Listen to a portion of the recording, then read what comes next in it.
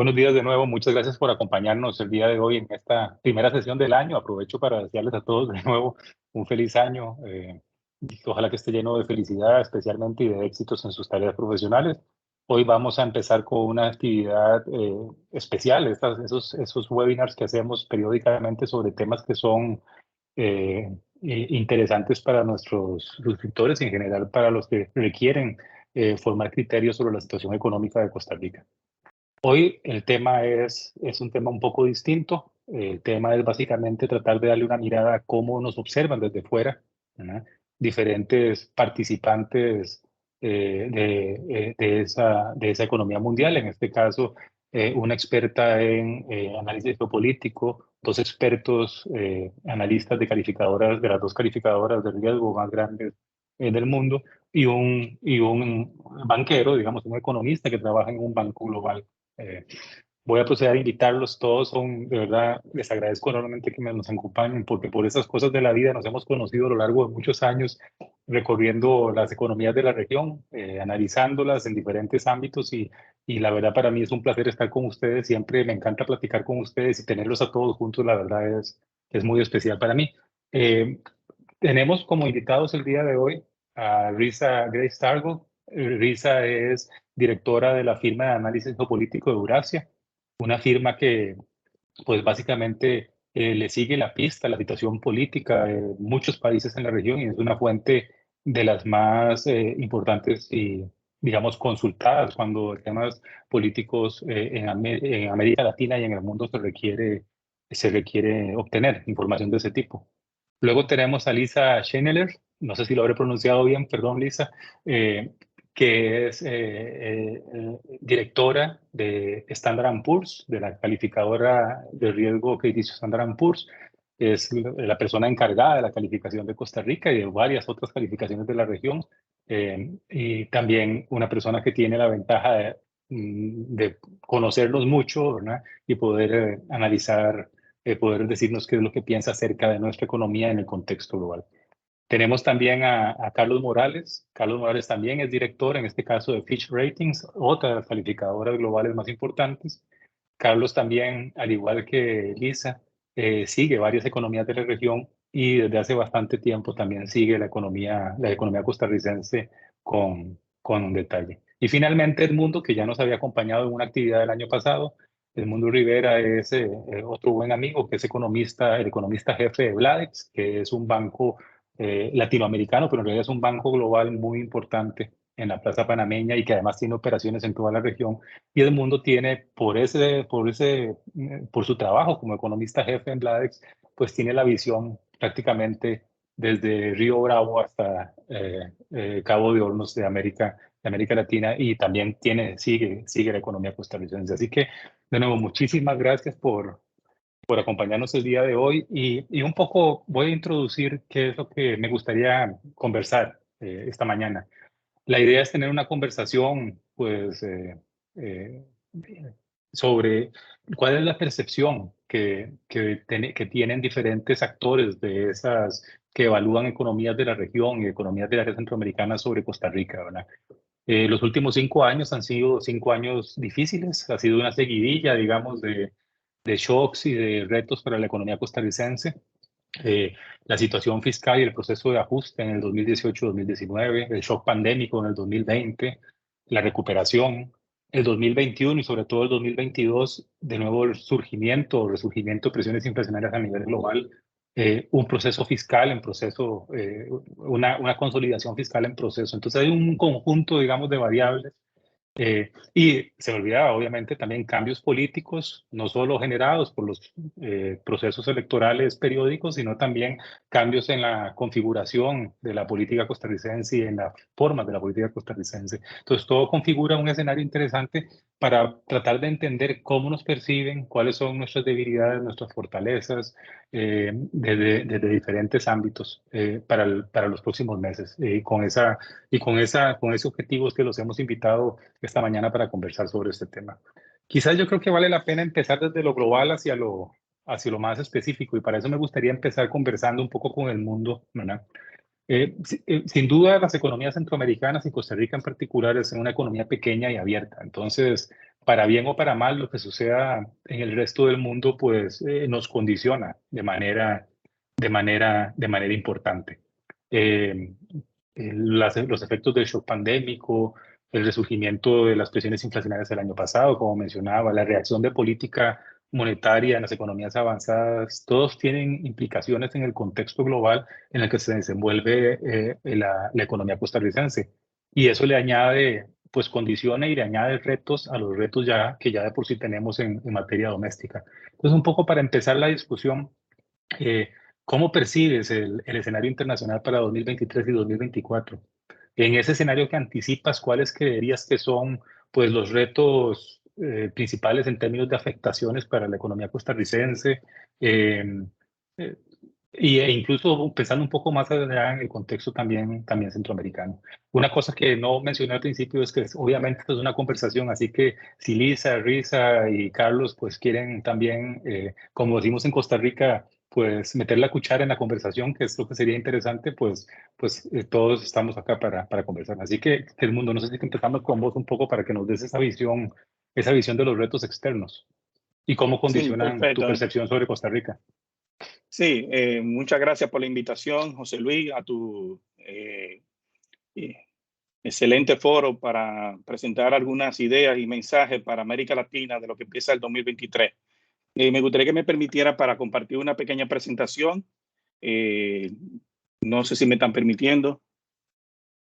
José Luis, ¿me Pues pueden permitir? sí, pues debería permitírsete. No, no está funcionando. Permíteme un segundo.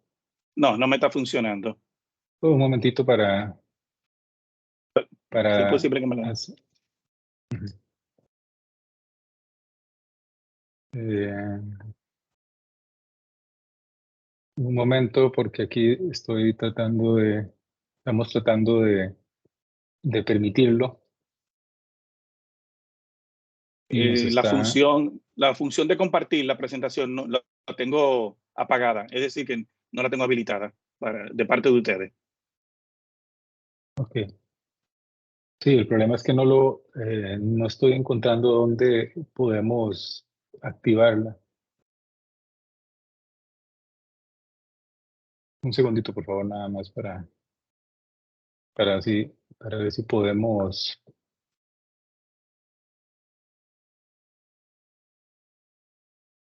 Aquí. Ok, ahora creo que sí. ¿Ya? Perdón por el inconveniente y por el problema de usuario en este caso que hemos tenido. No, no, todavía no lo tengo, pero Todavía no. no, Un momentito. déjame ver. Ok. ¿Ahora? No lo déjame ver. Ahora sí, creo que ahora sí, ya lo logré. Perdonen. Ahora sí, ahora Sí, sí, ok. disculpas. Bueno, eso se está cumpliendo la ley de Murphy, o sea, una vez más. Que yo creo que Murphy debería haber sido un gran economista. Ok, perfecto. Si me permite, yo voy a durar aquí alrededor de 7, 8 minutos. Más que entrar los números, voy a dar los mensajes principales que pienso que puede pasar en el 2023. Lo estoy enganchando un poco con la presentación de junio 2022 que hicimos el año pasado aquí en este foro. Si bien te recuerdas, José Luis. Y realmente es difícil hablar de proyecciones empezando 2023 porque es como igual que las dietas, cuando uno se propone cada año, inicio de enero, son dificilísimos. O sea, sobre todo uno libra de las fiestas navideñas y los números no están totalmente cerrados para entender todo lo que viene en 2023. Hay muchos cambios, pero uno hace al intento de ver qué es lo que puede suceder en el 2023. Yo creo que la forma más fácil es tomando la lámina que te recordará que esos fueron los mensajes que yo terminé diciendo en la última presentación de junio de 2022 y un poco más recogiendo todo mi mensaje del año 2022 con la visión que yo tenía desde el inicio de lo que pensaba para América Latina.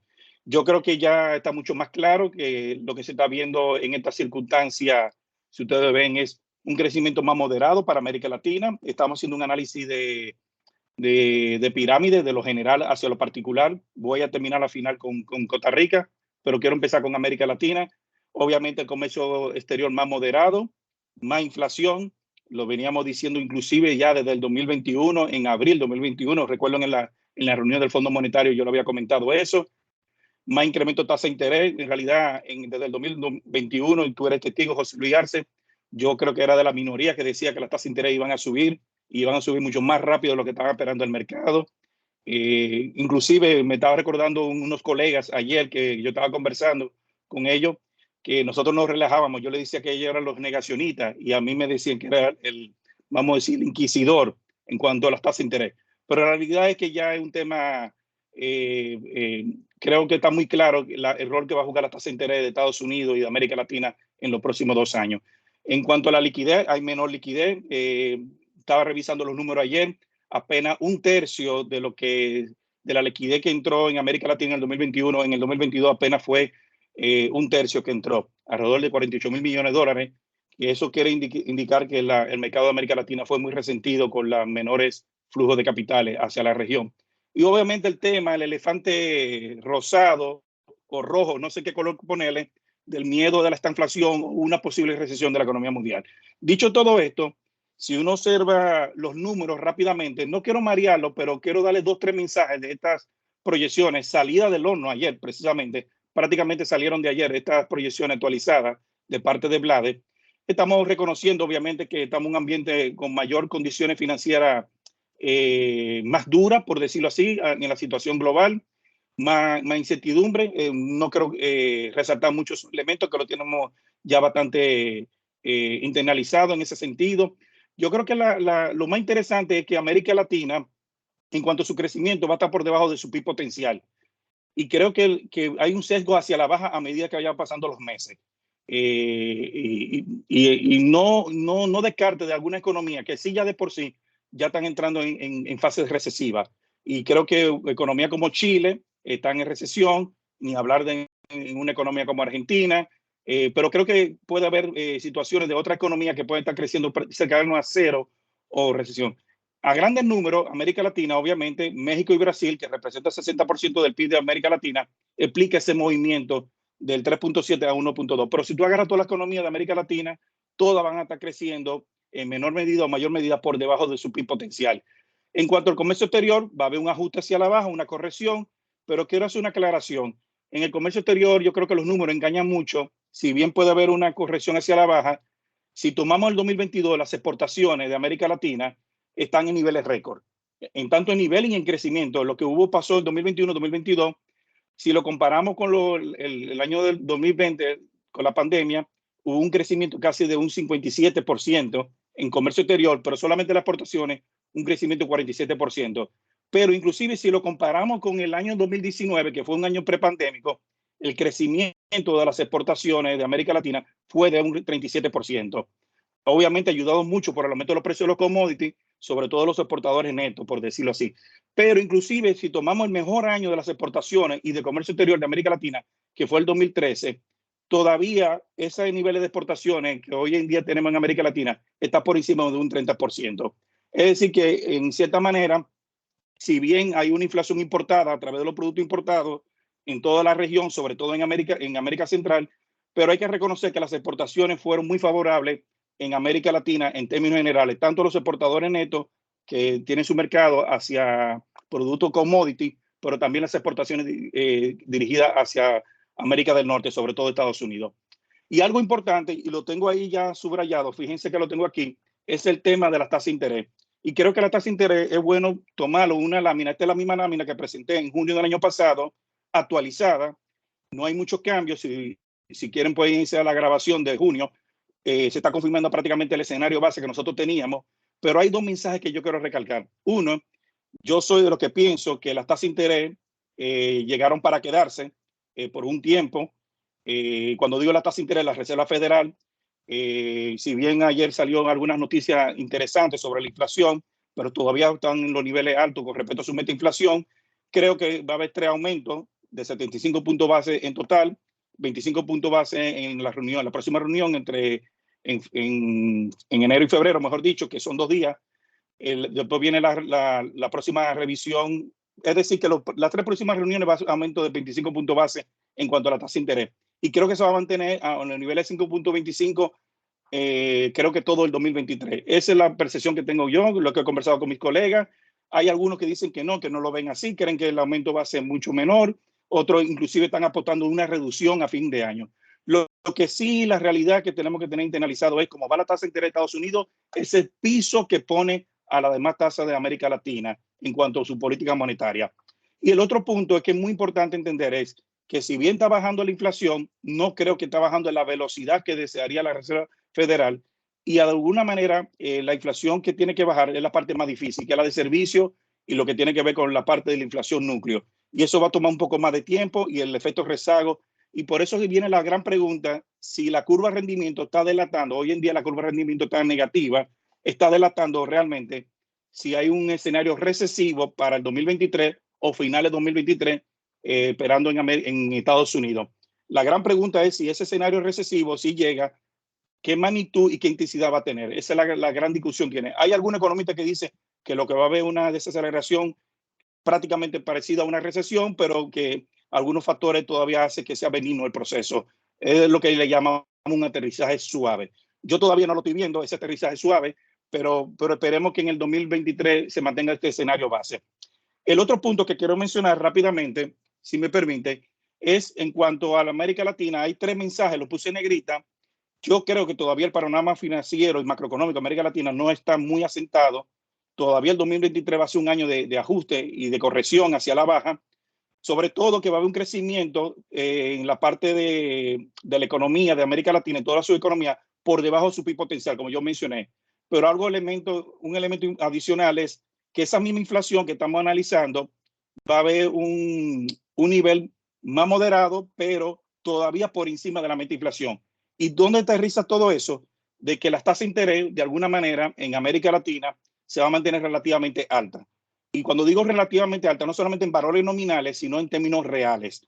En alguna economía va a haber hasta 300, 400 puntos base por encima de la inflación, en otro entre 100 y 200 puntos base.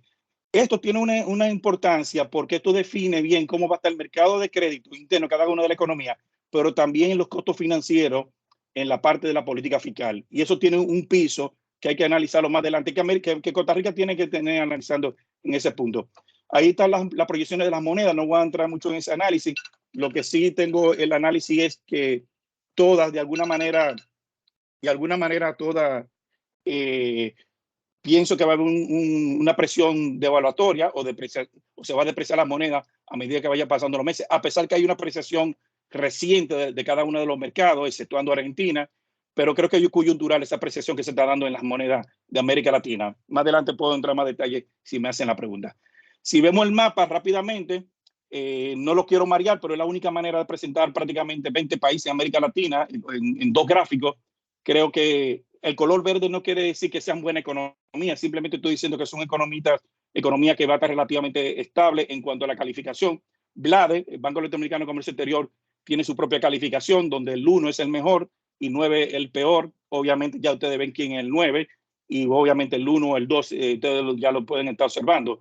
Lo que sí hay una regla de oro, estamos hablando de economías que están con crecimiento por debajo de su PIB potencial, algunas en fase recesiva como Chile, y estamos hablando de un escenario de mayor inflación moderándose en el segundo semestre del 2023, que eso va a permitir cierto moderamiento de la tasa entera en cada una de esas economías, pero algo importante, y creo que más adelante algunos de los analistas que están aquí compartiendo con nosotros van a entrar en detalle, es que América Latina está en una fase de que los riesgos políticos, los riesgos internos son cada vez más importantes. Inclusive, como diríamos nosotros aquí entre los colegas, errores no forzados por parte de políticas mediocres está generando mayor incertidumbre y mayor riesgo en cada una de esas economías.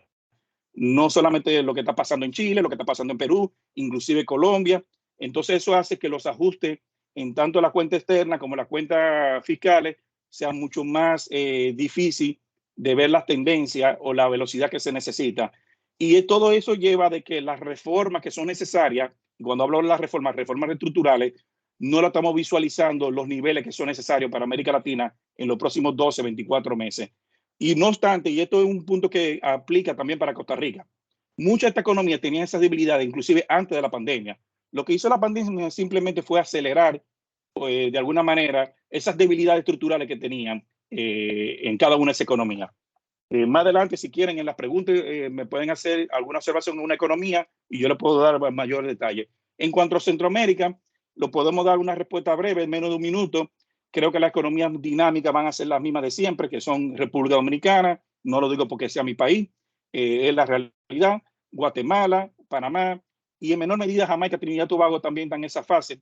Creo que las economías que están en seguimiento, obviamente por crisis política, Nicaragua, El Salvador, la parte fiscal, lo que tiene que ver con la parte de su manejo del servicio de la deuda, sobre todo el pago del bono soberano, que precisamente para el 24 de enero de este año, por lo menos el complemento de ese bono soberano, tiene el dinero para prácticamente, parece lo que yo he escuchado, pero hay que darle seguimiento a su política fiscal y sobre todo un año preelectoral en el caso de El Salvador. Por eso lo tengo en amarillo, casi con sabor a rojo. En cuanto a Costa Rica, lo que podemos ir brevemente, rápidamente, ver cuáles son los factores de seguimiento que hacemos en Costa Rica. No voy a entrar en detalle, lo que sí estamos observando de que hay noticias buenas en el caso de Costa Rica, de que el balance fiscal ha sido mucho mejor de lo esperado. Y eso es interesante porque si hubiéramos estado en un escenario de 2018, 2019, vamos a decir 2017, 2018, 2019, como estaba Costa Rica, su balance fiscal, ante un escenario de aumento de tasa de interés, otra historia fuera en el análisis del desempeño económico hoy en día en Costa Rica. Entonces, de alguna manera, ese mejoramiento del balance fiscal le ha permitido ir absorbiendo un poco el deterioro de las condiciones financieras internacionales. Veo que va a haber un menor crecimiento, hay un sesgo a que pueda crecer mucho menos. Eso depende del impacto de la política fiscal, de la política monetaria. Veo que las tasas de interés están alrededor de 9, están prácticamente en niveles neutros o restrictivos, de acuerdo al análisis que se puede hacer. No veo una fuerte rebaja de la tasa de interés en el 2023, como algunos analistas están indicando, pero por algo sencillo, si veo que la tasa de interés de Estados Unidos está en 5.25 o en 5, ya eso le pone un piso a las tasas de interés de América Latina, sobre todo en Centroamérica, entendiendo que en Centroamérica son economías bimonetarias y necesitan, aunque tienen su mercado de capital relativamente más pequeño, son menos profundos que Chile, que Perú, que Colombia, que Brasil y que México. De todas maneras, de alguna manera hay una vinculación. Perdón. Alguien parece tiene que activado el micrófono. Sí, vamos a sí, apagarlo. bueno, ahí estoy terminando. Quizás eso fue bueno, fue obra de Dios. Quizás me está indicando que tengo que terminar ya yo de mi parte. Entonces, veo, si quieres más adelante puedo entrar en detalle en cada una de estas cifras. Son cifras recién elaboradas por mí. Prácticamente fue ayer que lo terminé prácticamente. Hay algunas cosas que hay que seguir afinando. Lo que sí es llamativo es que si mantienen esa reforma, ese mejoramiento fiscal le va a dar espacio a absorber las condiciones financieras que puede venir de parte internacional. Lo que sí me estoy recordando es que con estos factores positivos de riesgo, que ya lo he ido mencionando, yo creo que hay dos cosas que hay que tomar en cuenta en la parte positiva. Es, número uno, yo creo que Costa Rica está logrando cada vez más que el ancla fiscal sea una verdadera ancla fiscal. Esa dominancia fiscal que hubo en los últimos 7, 8 años, eso va a permitir cierta holgura a la política monetaria. Ahora, no quiero que se queden con la idea de que con la emisión de los bonos soberanos internacionales, porque hay la gran pregunta, ¿a qué precio van a salir y qué apetito de riesgo van a tomar los que van a comprar esos bonos o los que van a solicitar esos bonos para Costa Rica, sea equivalente a postergar las reformas necesarias para Costa Rica? José Luis Arce me conoce, que vengo yo hablando de esa reforma de hace varios años en Costa Rica, y creo que no se pueden dormir en esa parte porque los tiempos son más complejos para darse el lujo de postergar esa reforma. Y otro elemento importante es que no veo una crisis de balance de pago en caso de Costa Rica. La cuenta externa de Costa Rica está bien financiada. Y eso me lleva a los factores de riesgo. Yo creo que los factores de riesgo son tres clásicos. Se pueden mezclar fácilmente en tres elementos. Una posible recesión en Estados Unidos, porque Costa Rica está muy vinculada a la economía norteamericana. Obviamente las condiciones financieras de Estados Unidos afectan a Costa Rica. Pero yo creo que la implementación del acuerdo de Fondo Monetario y garantizar esa ancla fiscal es lo que va a determinar lo que puede pasar con Costa Rica, no solamente con sus calificaciones de riesgo soberano, sino también de sus condiciones de política monetaria fiscal interna. Y por último, hay que darle todavía seguimiento a la situación política, porque está lo que se llama en América Latina, y como decía un gran profesor, Carlos Díaz Alejandro, un gran cubano economista que murió a destiempo, él decía que hay que analizar los ajustes, lo que se llama fatiga de ajuste. O sea, que muchas veces una economía, cuando están constantemente ajustándose y no llega a resolver sus problemas estructurales, ya la sociedad comienza a cansarse y comienzan a entrar políticas populistas o políticas complacientes y no cumpliendo las reglas de juego claras para un país como Costa Rica. José Luis, yo creo que ahí me quedo, me pasé en 3 minutos y creo que puedo avanzar más puntos, pero creo que sería un abuso de mi parte a los demás. Gracias, Edmundo. Estoy seguro que después vamos a tener preguntas acerca de tu presentación. Y la mención que haces a la parte fiscal me parece que es interesante, porque ahora lo que quisiera un poco, aprovechando que tenemos aquí con nosotros a Carlos y a Lisa, ¿verdad? Es empezar a hablar sobre los determinantes de la calificación de riesgo crediticio costarricense. Desde la perspectiva de las calificadoras de riesgo soberano, ¿verdad? Aunque evidentemente analizan una gran cantidad de componentes o de elementos que determinan la situación económica de los países, pues obviamente hay una cierta concentración específica en los temas de naturaleza fiscal, en cómo se van, digamos, balanceando o no los presupuestos públicos, los temas de financiación, ¿verdad? En ese sentido, ¿verdad? El caso de Costa Rica es un caso interesante, ¿verdad? Estamos hablando de un país que demoró muchos años, prácticamente una década en hacer el ajuste fiscal. Después de complicaciones políticas importantes, logra aprobar el proceso, aprobar la reforma en el año 2018 y empezar a ejecutarla en el 2019, ¿verdad? Y estamos justamente en ese proceso de ajuste, de por medio un shock muy fuerte económico asociado con la pandemia, pero aún así el proceso ha mostrado resiliencia y ahí en alguna medida hay que reconocer que algunos resultados del proceso de ajuste que incluso han resultado mejores que lo que algunos pensábamos originalmente. En ese contexto, digamos, ¿cómo perciben ustedes desde calificadoras de riesgo soberano ese proceso de largo plazo de consolidación fiscal? ¿Cuáles creen que sean las perspectivas y los riesgos de este proceso en los próximos 2 años, ¿verdad? Sobre todo tomando en cuenta los objetivos que se han planteado. No sé si Lisa quiere empezar a aportar sobre este tema y Carlos, obviamente, porque aquí la pregunta va para para los dos amigos de Standard & Poor's y Fitch. Pues muchísimas gracias, José Luis. Es un gran placer estar con usted y ustedes esta mañana. Para empezar, solamente para decir que la perspectiva global de Standard & Poor's, de S&P Global Ratings, disculpa, S&P Global Ratings, es más o menos lo mismo como Edmundo, ¿no? Las cifras son un poco diferentes, pero la idea y tenemos un base case de una recesión leve en los Estados Unidos este año y una desaceleración en la región, en Costa Rica. También niveles de inflación menor en comparación con el año pasado, pero también mayor en comparación con las metas y todo, ¿no? Y hay riesgos en este mundo complejo. Preguntas como con China y con la guerra en la guerra y los precios de los commodities y todo, ¿no? Eso es un mundo complejo con volatilidad y tenemos las acciones y los FED. Más o menos tenemos el mismo punto de vista que hay desafíos, ¿no?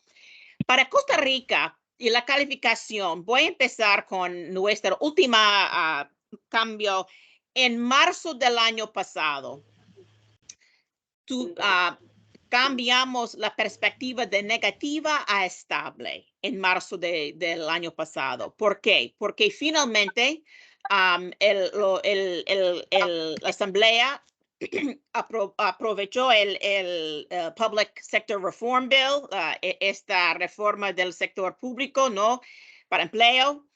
y también el proceso de la primera, ¿cómo se dice?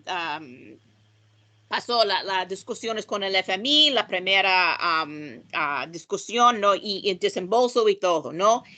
Y la importancia de los dos fue para nosotros importante para mejorar la perspectiva de negativa a estable, ¿no?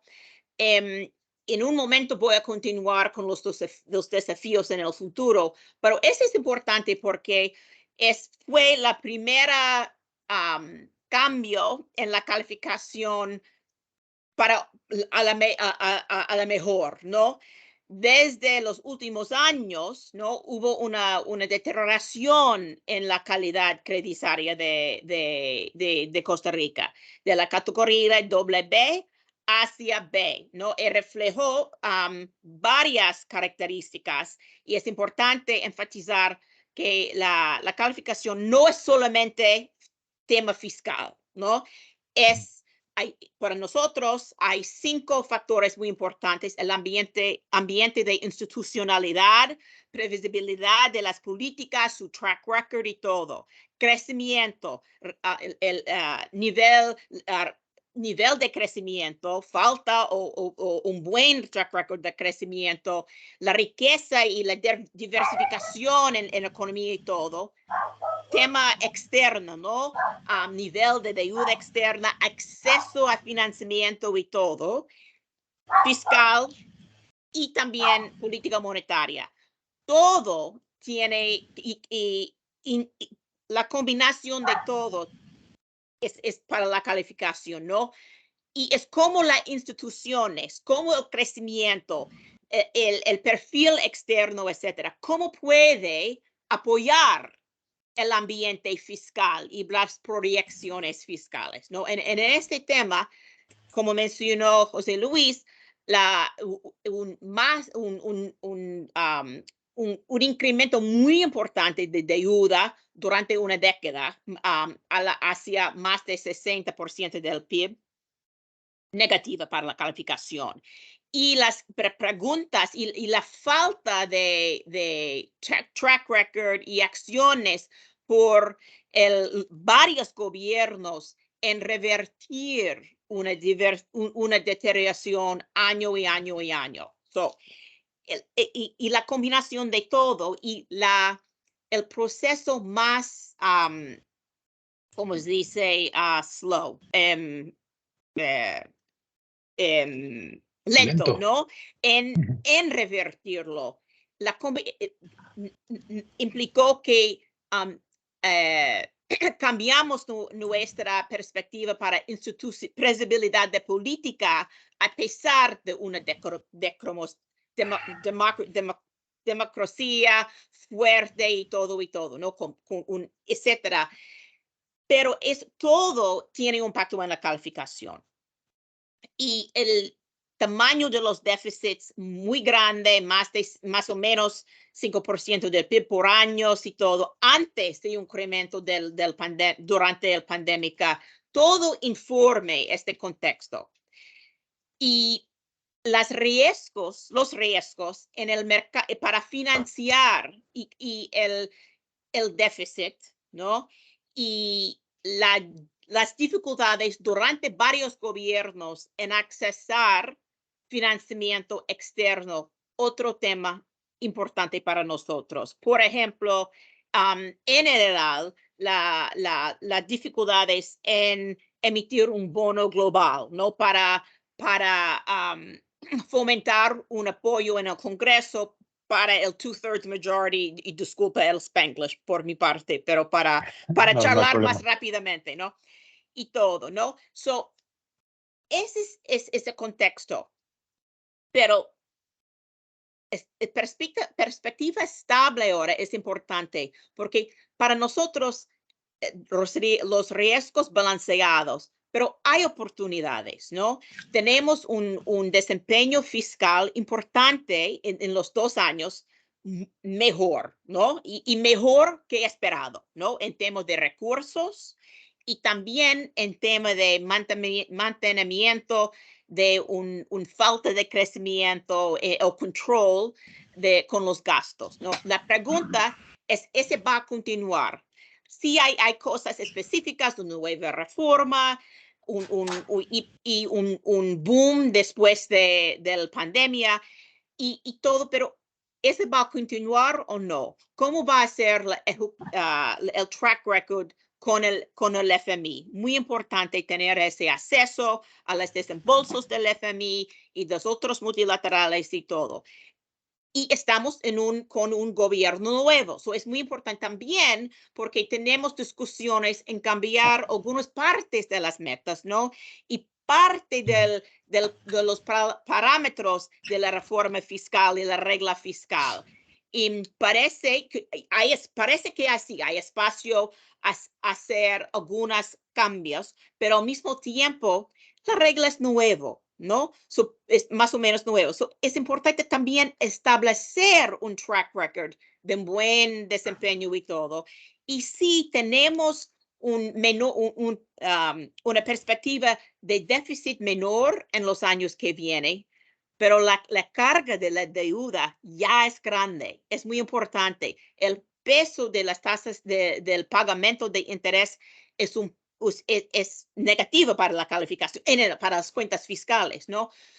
Requiere un compromiso muy importante y también ¿cómo se dice? Follow through, ¿no? Una educación importante en los años que vienen.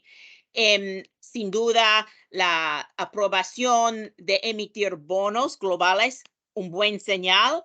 Y en el año pasado también estamos esperando ese proceso. La reforma del sector público, el empleo del sector público, la reglamentación e implementación empiece después de marzo, otro punto importante. Hay señales para que puede ser, pienso que hay instancias importantes para la educación y perspectivas para oportunidades. Creo que voy a terminar aquí y podemos charlar más con un back and forth, ¿no? ¿Está Pero bien? muy interesante. Carlos, no sé si... Sí, bueno, primero que nada, un placer estar aquí con ustedes. Muchísimas gracias por la invitación. Y quisiera pedir una disculpa porque voy a sonar como un disco rayado. En Fitch Ratings tenemos una perspectiva muy similar a lo que Lisa y a lo que Edmundo ya han comentado. En economía, rápidamente, desaceleración, una pequeña recesión en Estados Unidos, que eso indica o informa mucho de las perspectivas del 2023-2024 para la región de Latinoamérica, sobre todo México y Centroamérica. Costa Rica se ha especializado en una manufactura de alto grado que ha integrado la economía costarricense con la economía estadounidense. Entonces, una recesión en Estados Unidos definitivamente va a tener un impacto sobre la economía costarricense, y eso es uno de los principales riesgos que estamos viendo hacia futuro. Ahora, un poco yéndonos atrás, igualmente en la calificación, nosotros también revisamos nuestra calificación en marzo del año pasado. Teníamos una perspectiva negativa, pasamos a una perspectiva estable, y yo creo que es muy similar a lo que Lisa ha comentado. El cambio que hemos visto de años anteriores, del deterioro fiscal que se vio por un largo periodo, ha empezado a revertirse, ¿no? Entonces eso hizo que pasáramos de una perspectiva negativa a una perspectiva estable en la que estamos ahora. Ahora aquí yo quisiera diferenciar para mejor discutir dónde estamos y a dónde vamos. Es decir, hemos visto un movimiento positivo, pero no significa que Costa Rica ya está en un mucho mejor nivel del que estaba antes. Y aquí es un poco los comentarios de Lisa. El nivel sigue siendo negativo, pero la trayectoria es la que ha mejorado bastante. Hemos visto un proceso fiscal, una consolidación fiscal bastante importante en los últimos años, inclusive a través de la pandemia, donde el déficit fiscal ha caído inclusive por debajo de nuestros propios estimados y en cumplimiento con las metas que había trazado el Fondo Monetario Internacional bajo el programa IFF que se aprobó el año pasado, hace 2 años ya. Pues, ha pasado mucho tiempo. Exacto. Pero a pesar de esto que realmente es positivo, y aquí añadiría también la reciente aprobación de la deuda externa, de la capacidad del gobierno por emitir deuda externa, haciendo hincapié que esto no es la silver bullet, no es el panacea. Esto simplemente, en nuestra visión, reduce la incertidumbre de la capacidad de financiamiento del gobierno. Mejora la estrategia de endeudamiento del gobierno, pero no significa que el gobierno deba de endeudarse más o siga, mejorará la situación fiscal simplemente por tener acceso a los mercados internacionales. Y en este contexto, como Edmundo bien mencionó, las tasas de interés son altas, entonces el costo de financiamiento seguirá siendo alto a pesar de tener acceso al mercado internacional.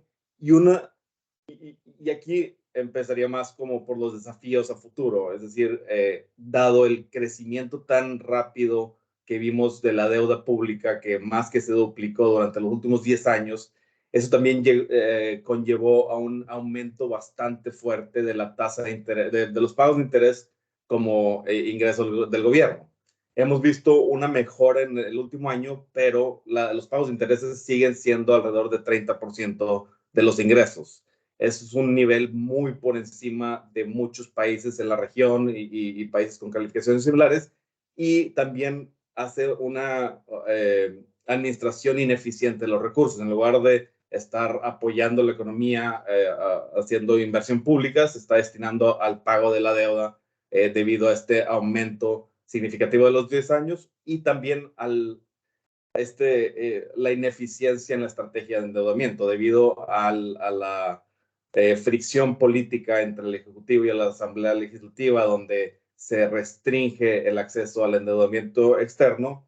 La deuda ha estado más hacia el mercado doméstico a plazos más pequeños, más cortos y a costos más altos. Entonces, aquí el hincapié de dónde estamos en cuanto a nuestra calificación y la perspectiva de Costa Rica es, se evitó el mayor deterioro dada la trayectoria que se venía dando en los últimos 10 años.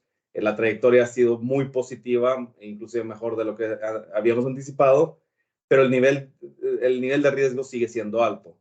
Y a futuro, el mejoramiento de la situación fiscal, de nuestra perspectiva y de la calificación de riesgo, dependerá del compromiso del gobierno por mantener el proceso de consolidación fiscal. Como bien mencionó Edmundo, en uno de los desafíos es no llegar a ser complacientes y decir, bueno, ya aprobamos la reforma del 2018, tenemos el programa con el Fondo Internacional, aquí ya acabamos y ya estamos en una mejor posición fiscal.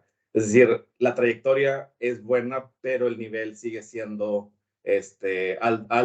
negativo comparado con otros países. Entonces, esa sería mi introducción de los temas que estamos viendo y sobre todo hacia el futuro, nomás retomando un poco los riesgos del crecimiento económico. Un poco el impulso fiscal se dio por aumentos en los ingresos el último año. Ahora el gobierno va a tener una regla fiscal bastante restrictiva en el 2023 y un crecimiento menor. Entonces esto también puede aumentar la presión sobre el gobierno de flexibilizar la regla fiscal, como Lisa lo mencionó, que puede ser uno de los riesgos que aumente la incertidumbre sobre el compromiso del gobierno por mantener esa trayectoria positiva que habíamos visto en el pasado. Y bueno, con esto termino mi breve introducción, pero obviamente puedo conversar más en las preguntas y respuestas. Gracias, Carlos. Gracias, Lisa. Sí, efectivamente, digamos, y eso es algo que varias veces hemos analizado en diferentes ocasiones, el proceso de ajuste costarricense pues depende fundamentalmente de la regla fiscal en este contexto, porque políticamente, por ejemplo, los espacios para modificaciones en la base tributaria, por ejemplo, son muy limitados, son temas muy conflictivos, ¿verdad? Y entonces está ese tema pendiente y me gustó mucho y me llamó mucho la atención también esa valoración, que creo yo que es algo que a veces se nos olvida domésticamente, que no es solo cuestión de buenos números presupuestarios, ¿verdad? Sino como mencionaba Alice y como mencionaba Carlos, hay temas pendientes del proceso de ajuste como mantener on track el acuerdo con el fondo, avanzar en la implementación de reformas como la de empleo público y sobre todo creo que el tema político va a ser muy importante en el ámbito de la regla fiscal. Y eso me lleva a Risa, ¿verdad? Risa, como les mencionaba al principio, bueno, además de que obviamente sigue todos los intríngulis de la parte económica, ¿verdad? Risa especialmente analiza los temas que tienen que ver con los componentes políticos, ¿verdad? Entonces acá un poco es pasando de esos temas políticos institucionales. Costa Rica es un país que se ha caracterizado durante muchas décadas por un sólido proceso, digamos, de representación democrática, ¿verdad? Pero que ha ido sufriendo, pues, a lo largo del tiempo cambios, pues, sobre todo en la dinámica de partidos políticos, en la dinámica de la discusión pública. Yo creo que fue particularmente traumático quizás para la calificación, para la percepción externa y para nuestra misma situación doméstica, 10 años, por ejemplo, sin poder alcanzar un acuerdo en materia de ajuste fiscal. Entonces, un poco cómo nos percibes a Costa Rica en ese ámbito político, cómo afecta la percepción externa en lo económico y vos que tenés, digamos, la visión global, porque sigues toda América Central y también parte de América del Sur. Ese es un elemento, digamos, esos deterioros que percibimos a veces en la discusión política, las tensiones, pueden traernos consecuencias desde el punto de vista de cómo nos perciben externamente. Dice. Gracias, José Luis, y buenos días a todos. Gracias por la invitación de participar en este evento. Es un placer intercambiar perspectivas con ustedes. Y como Lisa, voy a pedir disculpas de antemano para mi Spanglish, pero voy a intentar. Sí, pues dado que estoy basada en Washington, pensé en centrar mis comentarios de hoy un poco en cómo la comunidad de inversionistas y funcionarios estadounidenses ven la política costarricense. Y yo pienso que tanto entre los inversionistas como en el gobierno estadounidense, Costa Rica es visto como una especie de excepción en la región, en el sentido de que es una democracia próspera en América Latina con instituciones muy sólidas, como mencionaste, José Luis. La fortaleza de la democracia costarricense se ha vuelto aún más evidente en los últimos años, dado la reciente regresión democrática en la gran parte de América Central. Y el gobierno de Joe Biden asumió el cargo con la intención de abordar la transparencia y la gobernabilidad en el Triángulo Norte en particular. Pero ha tenido problemas para formar relaciones de trabajo sólidas con los gobiernos de El Salvador y Guatemala.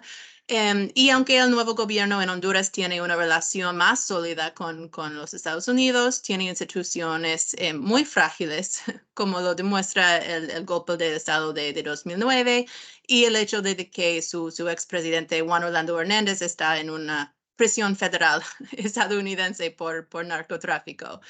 En otras partes de la región, el ciclo electoral más reciente ha dado pasos a varias administraciones de izquierda, muchas de las cuales están menos interesadas en alinearse con los Estados Unidos y que tienen agendas económicas mucho menos business friendly que los gobiernos de centro y centro derecha que tenían el poder en los últimos años. En este contexto, creo que Costa Rica se beneficia de un apoyo muy fuerte en Washington, particularmente dado su alineamiento con la administración de Biden en áreas de políticas clave como la lucha contra el cambio clima. Eso también tiene implicaciones importantes para la economía, ya que los lazos con instituciones multilaterales como el FMI se podrían reforzar, entre otras ventajas. En el caso de la comunidad de inversionistas, pienso que ve a las sólidas instituciones de Costa Rica como una arma de doble filo. La comunidad de inversionistas encuentra ciertas contradicciones en las sólidas instituciones. Por un lado, Costa Rica obtiene una muy buena calificación en términos de métricas de ESG, no sé cómo se dice en español. Como responsabilidad social. Así es, gracias, sí. Que se ha convertido en un insumo muy importante en las decisiones de inversión en muchas instituciones. Y también yo percibo una sensación en los mercados de que Costa Rica es un país serio, que en última instancia tiende a hacer lo correcto. Sin embargo, la combinación de sólidas instituciones del país con un sistema político fragmentado también dificultan que los gobiernos logren sus objetivos políticos. Primero, Costa Rica se destaca en la región como un país que constantemente tiene una legislatura fragmentada que obliga a compromisos y consensos, los cuales pueden ser súper frágiles. Y también tiene un espectro ideológico relativamente amplio, abarcando partidos desde la extrema izquierda, pasando por centro y llegando a evangélicos más conservadores. Eso es muy distinto a sus vecinos como Panamá y la República Dominicana, donde el espectro ideológico es mucho más estrecho y la política tiende a ser impulsado mucho más por personalidades que por diferencias políticas y ideológicas. Y además, los frenos y contrapesos de otras instituciones tienden a prolongar el debate sobre las reformas y demorar la aprobación final. Esas dinámicas políticas han dificultado la aprobación de importantes reformas económicas en el pasado, particularmente reformas fiscales y elementos de impuestos que siempre son un desafío en cualquier país, pero más en Costa Rica que en otros lugares.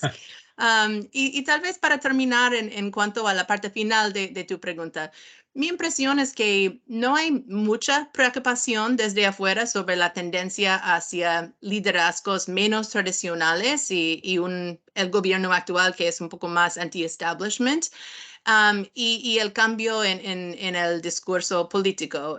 Y tal vez eso se explica justo porque hay un fe en la fortaleza de las instituciones que ya mencioné. Entonces, sí, terminó ahí, pero podemos discutir cualquier cosa adicional. Muchas gracias, Lisa. Risa, perdón. Interesante. Entonces, es curioso, me llama mucho la atención de lo que planteas, bueno, esa como dualidad, ¿verdad? Fortaleza institucional, ¿verdad? Es visto positivamente, pero al mismo tiempo, digamos, si me permites ponerle esa etiqueta, a veces exceso de democracia o exceso, digamos, de controles que terminan volviendo inefectivo, por ejemplo, la toma de decisiones de política pública también nos pasa una factura, pero en el fondo está ese peso todavía de la historia y del desarrollo institucional que sigue siendo un elemento favorable, ¿verdad? Ahora, volviendo un poco a los temas que estábamos analizando, y aquí de nuevo les digo, estamos todos podemos preguntar y todos podemos participar, porque justamente aquí la idea es un poco la conversación. En materia, por ejemplo, fiscal, ¿verdad? Hay retos importantes. Un tema justamente que es clave es el cumplimiento del convenio con el Fondo Monetario Internacional. Pero cuando uno revisa el convenio con el Fondo Monetario Internacional, en alguna medida, ¿verdad? Su aporte principal viene por la vía del financiamiento, de la financiación, ¿verdad? Del gobierno, pero uno ve, digamos, en realidad, más que todo un convenio que es como la continuidad o el soporte para la finalización del proceso de ajuste empezado en el 2018. No se ven muchas otras cosas nuevas en materia estructural ni en finanzas públicas, ni en otros ámbitos. Ese es un elemento que me resulta interesante. Uno podría, digamos, pensar entonces que ese convenio con el fondo, bueno, además de clave desde el punto de vista de financiación, es como un elemento para tratar de atar, ¿verdad? De atar y asegurar que el proceso que con tanto sufrimiento político se inició en el 2018, ¿verdad? Va a continuar, porque es un convenio, me parece un poco sui generis, ¿verdad? Con el fondo en relación sobre todo con otros países, en donde el convenio tiene el ajuste, ¿verdad? Y después viene la financiación. Aquí el ajuste se hizo sin convenio y este es más que todo como un soporte adicional. No sé si me explico. ¿Podemos verlo de esa manera? ¿Cuáles son esos riesgos, digamos, que están viendo ustedes en ese proceso de la relación con el Fondo Monetario Internacional y el cumplimiento de las metas? No sé si alguno quiere animarse, Carlos, Risa, Lisa, Sí, Mundo. Carlos. brevemente, yo Ok. podría, o sea, yo estoy de acuerdo un poco contigo que en su momento cuando se discutió el programa con el fondo fue, bueno, este es un programa bastante favorable, no es muy restrictivo en el sentido en que no puso muchas condiciones más allá de lo que ya se había hecho en la reforma del 2018. Sin embargo, inclusive cuando discutimos la reforma del 2018, había muchos analistas, yo incluido, que decíamos, bueno, el ajuste viene en los años posteriores. Entonces, en su momento no se veía tan restrictivo. Ahora lo que estamos viendo es que el ajuste se ha hecho bastante restrictivo dado la conformación de la regla fiscal. Y yo creo que eso pudiera ser suficiente para el Fondo Monetario Internacional para decir, bueno, si se mejora la situación fiscal, no hay tantos riesgos más allá de la situación o la posición fiscal de Costa Rica, que necesitamos hacer cambios estructurales. Bueno, se hizo el cambio estructural del empleo público, que ese era el movimiento más importante del programa, pero fuera del ámbito fiscal no hay tantos riesgos como en otros países que necesitan de un programa no solamente en fiscal, pero también en cambios estructurales de la economía o del sector externo. Y en ese sentido, por ejemplo, el tema de la regla fiscal es un tema que ha estado en el tapete político y económico recientemente, ¿no? En el sentido que obviamente cuando se diseña la regla fiscal en el año 2018, ¿verdad? O se aprueba en el año 2018, pues nadie esperaba que se iba a sobrepasar el nivel de deuda pública respecto al producto del 65%, ¿verdad? Y por lo tanto nadie esperaba que se iba a caer en ese escenario tan restrictivo en donde todo el gasto total está sujeto a un límite de crecimiento muy moderado.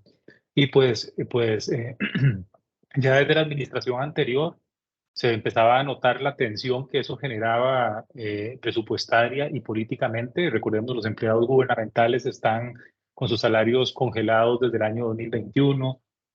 Un nuevo gobierno como el del señor Rodrigo Chávez, que pretende hacer un conjunto de inversiones públicas, por ejemplo, esas inversiones estarían, a menos que se levante la regla fiscal en ese componente, estarían sujetos a una restricción de crecimiento a una restricción de aumento de gasto muy limitante, en un contexto, como ustedes planteaban, de tasas de interés al alza, no por la presión fiscal, sino por la situación de la inflación y el ajuste monetario, pero que le quita espacios enormes a nuestro presupuesto público, porque como decía Carlos, más del 30% de los intereses representan más del 30% de los ingresos tributarios.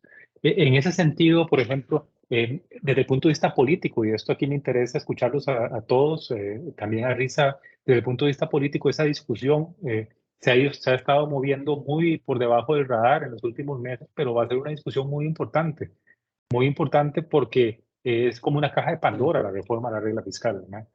Podríamos perder el soporte del proceso de ajuste, pero al mismo tiempo también hay una realidad política que es innegable. ¿Cómo lo valoran ustedes? Es decir, ¿creen ustedes que ese es un elemento que este es uno de esos elementos que hay que estar viendo en el caso de Costa Rica? Me parece que ya Lisa lo mencionó al principio, pero me gustaría un poco rescatarlo por la importancia que tiene para el convenio con el fondo y para el ajuste. Sí, el tema del programa del FMI, creo que es importante por algunas razones, ¿no? Y uno es sin duda, acceso a financiamiento más barato, ¿no? En el sentido de, mencionó también Carlos, mencioné la carga de la deuda, el peso de las tasas de interés, etcétera, etcétera. Acceso al FMI y también ese nuevo resiliency facilidad, disculpa, el RSF, ¿no? Con también la idea de que es exactamente en línea al lado del EFF, ¿no? Que puede abrir aún más espacio para recursos, para mejorar infraestructura y todo relanceado al ambiente, a la infraestructura para fortalecer, etcétera, a las dificultades del ambiente, ¿no? Financiamiento es un punto, ¿no? Y puede también abrir la puerta a otro free financiamiento de otros multilaterales. Y es como un sello para el mercado también, en mi opinión, ¿no? Y ese es el tema de financiamiento, pero también sobre ese tema de las reglas fiscales. Uno, en general, no calificamos a las reglas fiscales dentro de cada país. Países tienen fiscal responsibility laws, cualquier nombre, etcétera. Puede ser muy importante tener uno para, como se dice, mantener la discusión en la dirección de una mejora en las cuentas fiscales. Pero la calificación, por ejemplo, en Colombia, una regla fiscal con cambios en metas cada año en realidad. Y estos cambios también como la panameña, cada año tienen implicaciones de al margen menos credibilidad en la regla, ¿no? Y tú preguntas sobre la forma de la regla y todo, ¿no? Y para nosotros es el desempeño fiscal al final del día. Tamaño de déficit, impacto en recursos y calidad de gastos y al final del día nivel y trayectoria de la deuda, ¿no? En caso de Costa Rica, la reforma es reciente, su impacto es solamente 2 años, ¿no? Es solamente recientemente tiene un impacto importante, favorable en las cuentas fiscales. Okay. Para cambiar la regla con un poco periodo de implementación, implica cuestiones en general, y no solamente en Costa Rica, pero en cualquier momento. Pero sin duda, como menciono, puede ser razones importantes para cambiar al margen parte de la regla. Puede ser, ¿no? Y discusiones con el fondo y su equipo técnico puede dar más credibilidad a cambiar parte de la regla al margen, ¿no? Eso es también un seño sí, y para también mantener y empujar más un compromiso y implementación fiscal. Eso es importante por lado de la importancia del FMI en este sentido, ¿no? Y para otra parte otras partes del acuerdo tiene que hacer con mejoras en la estructura y prácticas en el Banco Central, en los mercados, en tipo de cambio y en supervisión y todo eso. Esos son importantes también para consolidar un manejo en general del sector público en Costa Rica. Gracias, Lisa. No sé si alguien quisiera hacer un comentario sobre el tema de la regla. Yo añadiría algo muy relacionado a lo que ha mencionado Lisa, que de nuestra perspectiva igualmente nosotros no calificamos la regla y no calificamos en base a la regla, sino a la ejecución de las cuentas fiscales y al mejoramiento fiscal. En ese sentido, valoramos el cambio de la regla. Entendemos que, como bien mencionaste, nadie esperaba que la deuda aumentara por encima del 65%, lo cual hizo bastante restrictiva la regla fiscal. Y en segundo lugar, nadie previó, obviamente, la pandemia, que eso hizo aún más restrictiva la regla fiscal. Y dado que se basa en la ejecución, eso también puede traer ineficiencias económicas. Entonces, por ejemplo, de nuestra parte, nada más para poner un ejemplo, sería si el cambio de la regla es más para mejorar la eficiencia económica de la regla fiscal, por ejemplo, el cambio de la discusión entre la regla sería sobre la ejecución o sobre el presupuesto. Esa es una discusión no necesariamente para relajar la regla fiscal y para hacer para cambiar la trayectoria de la consolidación fiscal. Sin embargo, si la discusión va más hacia el relajamiento estructural del proceso de consolidación fiscal que conlleve a una estabilización y posible incremento de la deuda pública, entonces ahí ya sería algo más negativo. Entonces ahí yo aclararía, depende mucho cómo se cambia la regla, la perspectiva que nosotros tendríamos sobre la regla fiscal. Claro, y esa es una discusión que va a ser interesante porque es una discusión que probablemente vamos a tener localmente en los primeros 6 meses de este año en un contexto, en el contexto que ustedes planteaban, digamos, en el contexto de un planteamiento gubernamental y mucha presión de muchos actores políticos para reformarla, y por eso esa idea que planteaba yo de una especie como de caja de Pandora que podría abrirse legislativamente con el caso de la regla fiscal, ¿no? Y como un poco esperando los resultados de la misión técnica del fondo, que se supone que va justamente, como decía Alice, como decía Carlos, a darle, pues a tratar de orientar un poco en ese proceso de ajuste para tratar de crear ciertos espacios para el manejo presupuestario. Digamos, en materia de elementos positivos, por ejemplo, un elemento interesante es que desde el punto de vista económico, Costa Rica, incluso muy cercano a la parte más importante del shock pandémico, ha estado registrando pues un desempeño en el sector externo sumamente favorable, ¿verdad?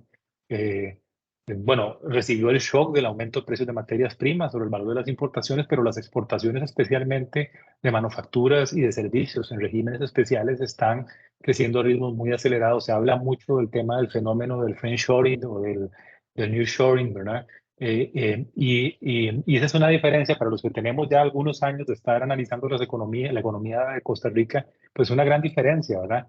Incluso durante un periodo en que la situación fiscal estuvo muy complicada, los balances externos pues mostraban cierta resiliencia. Quisiera un poco escuchar la opinión, no sé si de ustedes en relación con con el peso que tiene eso, digamos, desde el punto de vista de su percepción externa, de la percepción externa que tienen sobre la economía costarricense y sobre todo un poco el temor que es un temor personal, prácticamente, si ese fenómeno va a ser un fenómeno duradero, ¿verdad?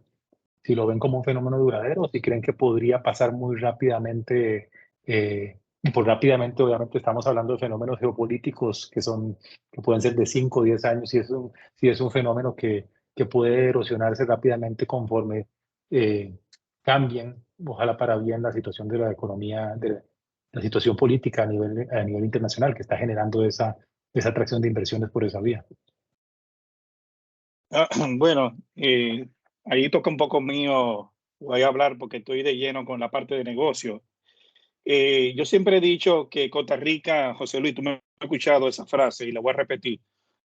Costa Rica es una economía, una maquinita de generación de divisas, de dólares, pero tiene un problema de una economía dual. ¿A qué me refiero a una economía dual? Tiene un sector externo brillante, totalmente conectado con la economía mundial, sobre todo con Estados Unidos, genera muchos dólares, no solamente a través de los flujos de exportaciones, también de la inversión extranjera y también el turismo, o sea, lo que tiene que ver la parte de servicios, también los servicios exportables. Ahí Costa Rica siempre saca nota brillante, inclusive en los años difíciles, de punto de vista fiscal, que tenía la parte de Costa Rica, ese sector siempre vivió generando no solamente flujo de divisas, sino crecimiento. Es una fuente de crecimiento. Y eso habla bien de que hay cosas ahí que debemos copiar en América Latina, de esa parte que hace Costa Rica.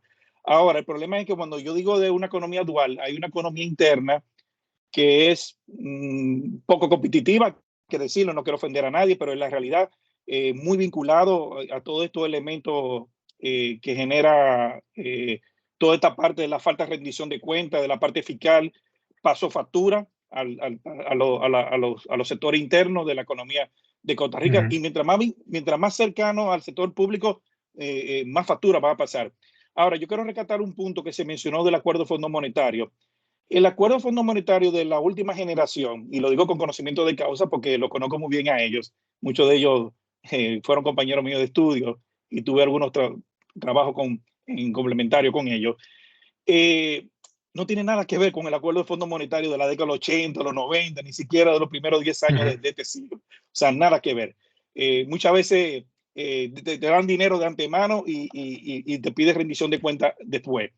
El problema era que Costa Rica tenía un problema de falta de credibilidad fiscal con las políticas también. Inclusive se dio, porque el déficit no sale de la nada, el déficit sale de una razón sencilla, tú estás gastando más de lo que tú ingresas. Y eso, si lo financias con deuda, aumenta la deuda. Y es lo como bien dice Carlos y Lisa y Risa, de que ese nivel de endeudamiento genera carga financiera que no viene de la nada. El problema es que en esos 10 años o 8 años antes de la pandemia, se dio un fenómeno muy extraño. Las tasas de interés eran relativamente bajas. Y eso dio un efecto de complacencia innecesario para países como América Latina y sobre todo Costa Rica, que podía de alguna manera seguir financiando. Y no solamente financiamiento externo, estoy hablando de financiamiento interno. Entonces, este escenario nuevo de que no sabemos cuáles van a ser los niveles definitivos de las tasas de interés, pero sí yo estoy claro que no va a ser las mismas tasas de interés de antes de la pandemia. Yo estoy muy convencido de eso. Entonces estamos hablando de mayor carga financiera al presupuesto. Y eso lleva a una dinámica peligrosa. ¿A qué me refiero a una dinámica peligrosa? Que de alguna manera Carlos y Lisa lo dejaron muy bien explícito. Es que cuando tú estás en una economía ajustando constantemente un solo sector, genera fatiga, están las consecuencias políticas, pero el problema es que cuando tú dejas de invertir en inversión pública, la parte de infraestructura, todo eso, va generando una economía estancada desde el punto de vista de competitividad.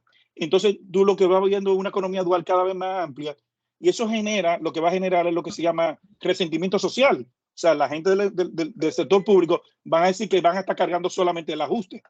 Entonces, ahí viene el rol importante de la clase política, la clase empresarial, la clase social de Costa Rica, de qué tipo de ajustes quieren que sean permanentes y cuáles ajustes van a ser transitorios. Lamentablemente la regla fiscal ahora mismo es lo que es, pero uno diría, ¿y por qué esa regla fiscal no puede ser mucho más flexible? El problema es que cuando no tenían regla fiscal no hicieron el trabajo correcto. Entonces, otra economía sí tuvieron la voluntad de hacerlo, pero Costa Rica no pudo hacerlo.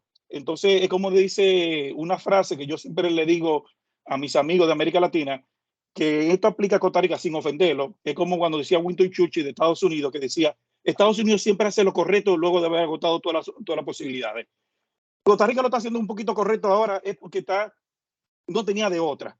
Y gracias a Dios que lo está haciendo ahora cuando comenzaron a aumentar las tasas de interés internacionales. Y por último, hay un gran economista costarricense que me enseñó una frase, que Costa Rica hace las reformas como si fuera nadadito de perro. El problema es que cuando tú llegas a la orilla, ese perrito se puede morir. Entonces, quise ampliar un poco el tema, pero lo que quiero decir es que las voluntades y las decisiones políticas para los próximos 12, 24 meses no son nada fáciles. Y la tentación está ahí. A pesar que hay éxito en el corto plazo, pero son fácilmente, se puede eliminar de la noche a la mañana. Y no quiero ser tan pesimista en ese punto, porque yo lo he visto en otra economía. Claro, y el mensaje del mundo me parece que es muy interesante porque responde un poco a algunas de las preguntas o comentarios que hemos visto en el chat, en el sentido de que si bien es cierto, hay resultados positivos en el proceso de ajuste, hay todavía camino por andar y sobre todo ciclos económicos por navegar en materia presupuestaria de ingresos y la parte de tipos de interés. Un tema adicional que me gustaría señalar y agregar aquí a lo que planteaba el mundo, no solo probablemente el peso del ajuste recae mucho más, obviamente, sobre la economía doméstica por la naturaleza del ajuste fiscal y de contracción del gasto, sino que además el crecimiento y la productividad de la parte rezagada de la economía, de esa economía dual, también carece desde hace muchas décadas, y no es una cuestión nueva, de políticas públicas, por ejemplo, que mejoren productividad, que mejoren competencia en los mercados y que logren, digamos, tratar de cerrar esa dualidad. Entonces ahí no es solo un tema, no solo es un tema fiscal, sino también es un tema de política pública de largo plazo, y eso desgraciadamente va a tomar probablemente décadas de resolver, pero es algo que está pendiente. Vamos a abrir el espacio para preguntas. Si alguna de las personas que nos acompañan quisiera hacer alguna pregunta a los asistentes a través de su micrófono o de su cámara, puede levantar la mano y se la estaríamos activando para que hiciera la pregunta. También, si hacen algún comentario, si quieren hacer alguna pregunta por el chat, ya hemos visto en el chat algunos, sobre todo comentarios, ¿verdad? Si quisieran hacer una pregunta, con mucho gusto podemos responderla. Tenemos ya 2 personas que han levantado la mano. Vamos a activarle el micrófono no, un momento, ya se me desapareció aquí. Un segundito.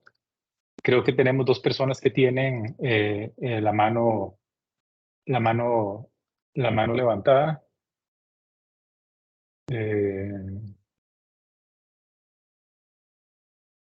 Vamos a ver cómo hacemos para activar el micrófono, que no encuentro. Tenemos a don Eduardo Prado. No sé, don Eduardo, si puedes activar el micrófono para hacer esta pregunta. Buenos días, ¿me escuchan? Don Eduardo es un buen amigo. Don Eduardo Prado fue gerente del Banco Central de Costa Rica y siempre es una persona que nos acompaña mucho a lo largo del tiempo. Así que, don Eduardo, adelante. Muchas gracias, José Luis. Buenos días, panelistas.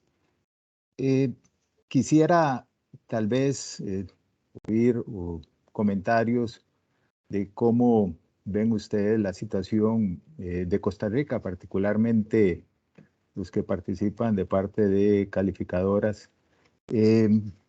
Sobre todo los riesgos de este mix que tenemos de una regla fiscal, de un proceso de consolidación fiscal y una situación donde al gobierno actual se le ha facilitado, digamos, el financiamiento de tanto con la emisión de bonos externos. Tenemos en agenda 3.000 millones de dólares que podrían emitirse en el año 2023. Además, una cantidad importante de recursos provenientes de fuentes multilaterales que se aprobaron en años anteriores y que están prácticamente para ser desembolsados en un proceso y un poco con la historia que tiene Costa Rica en la parte fiscal. ¿Ustedes ven riesgos, ven,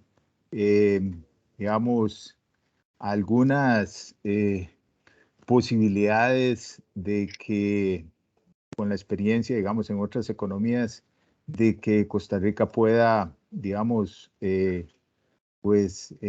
aflojar un poco con la parte de la regla fiscal, aflojar con el ajuste fiscal, con el proceso de consolidación fiscal, que si bien lo hemos iniciado y ya hemos transitado un poquito bien, inclusive con la venia del Fondo Monetario Internacional, pero siempre surgen estas dudas. Es muy característico a veces en los países que una vez que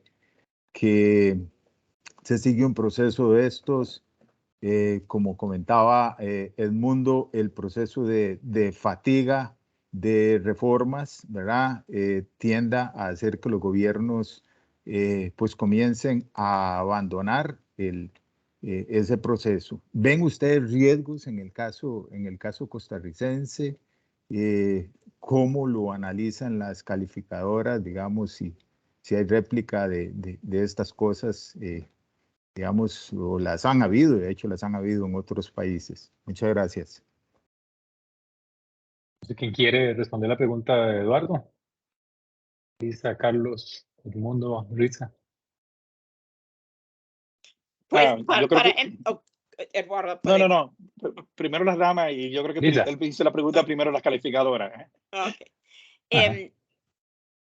Uno, muy importante para la calificación, una continuación con ese compromiso fiscal para reducir los déficits, para reducir tamaño de la deuda,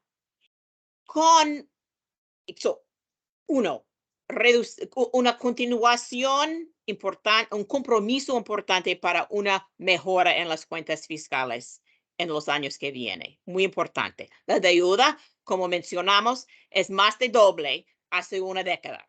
Okay. Acceso a financiamiento más con tasas de interés más conveniente es importante. Por ejemplo, ese financiamiento de 3 billones, posiblemente 3 billones este año, ¿no? Es no para incrementar la deuda, ¿no? La idea es para repagar deuda más caro o en enero tiene la amortización de este bono más de 1 billón, ¿no? Es para repagar deuda y reducir deuda con términos más caros, ¿no? No solamente no es para incrementar la deuda, es muy importante. El acceso a los desembolsos del FMI y todo también. Uno, para la calificación, importante mantener un compromiso con una mejora en el perfil fiscal, menos una caída en la deuda y todo, ¿no? Pero también la carga de la deuda, el peso del pago de interés dentro del presupuesto tiene que ser con tamaño de la deuda, pero también el precio de la deuda, ¿no? El costo de la deuda. Es la combinación. Necesita reducir deuda y con mejor términos.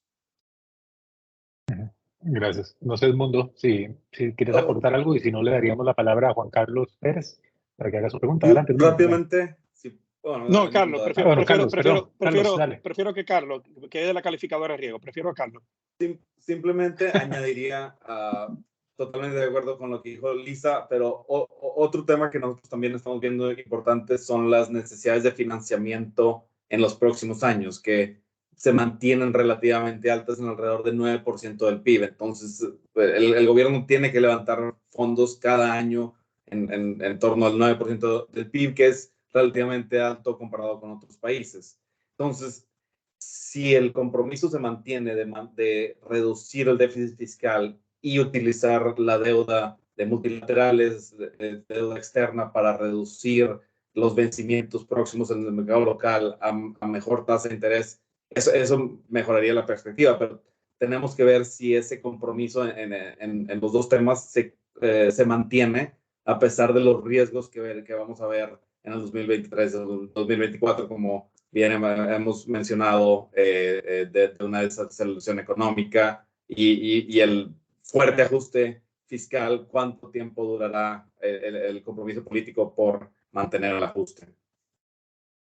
Gracias, Carlos. Vamos a tomar, tenemos 4 personas en la lista. Perdón, en la cola, perdón un segundo. Bueno, adelante, Edmundo, perdón. No, quería levantar 2 puntos rápidos, si me permite. En cuanto a los bonos soberanos, la emisión de bonos soberanos, empezando que yo coincido con lo que dice Lisa y Carlos, todo lo que no quiero repetir, pero hay algo que quiero acotar. En cuanto al levantamiento de los bonos soberanos para este año y los próximos años, la gran pregunta es a qué tasa van a ser, porque no van a ser las tasas antes de 2019. Y esto es importante porque no quiero que después entre en la falsa complacencia esperando que esta sea la panacea de la solución de muchas cosas. Y no es tan así.